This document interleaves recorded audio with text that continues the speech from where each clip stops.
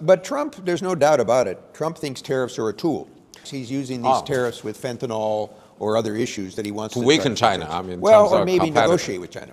I remember the President Hoover. He waged a trade war back in last century 30s, brought the United States into a disaster. But there were plenty of examples that trade war would not help anybody. Trump, there's no doubt about it. Trump thinks tariffs are a tool. He's using these tariffs with fentanyl or other issues that he wants to weaken China. Well, or maybe negotiate with China. President Trump believes that the alliances and the international economic system that the United States helped create and worked to integrate China into with the WTO and the World Bank and the IMF, he believes that disadvantaged the United States. Now, actually, if you look at the facts, the United States was about 25% of the world's economy in 1970, and it's still 25%, even with the growth of China. So I don't agree with his assessment, but I think what he's reflecting, as you pointed out, is changes in popular mood. You had the global financial crisis, you had the pandemic.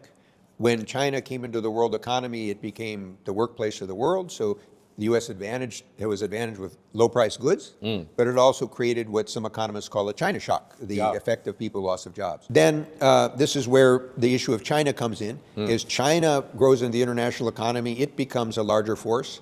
And for some people, farmers, this was good. They were selling more to China. But for others in the lower-end manufacturing, it was hard. So it's inevitable, and you will encounter this in China too, that at points of great change, it makes people anxious. You have to help people adapt to change. Now, Trump's approach is to try to raise barriers and cut different deals.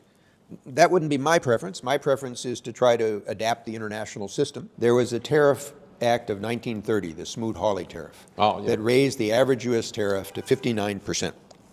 And it was a disaster. Now, the U.S. had a trade surplus, so if you want to have a trade surplus, we had a trade surplus. But we also had unemployment of 25%.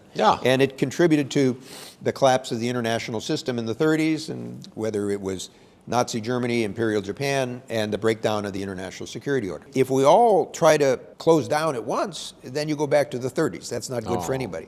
For many years, Americans had that as their reference point, just as you were saying. But I think for more recent generations, they've had other reference points. But as Europe came back, as Japan came back, in the 1970s, you remember, we had the energy price shocks. And so many of the traditional industries, was called the Rust Belt, they struggled. Right? And so I think part of the issue is that people have more recent reference points about the dangers, as they saw it, of the economic disruption of the 70s and 80s. So let's take the case of the U.S. and China. The U.S. has a big trade deficit with China.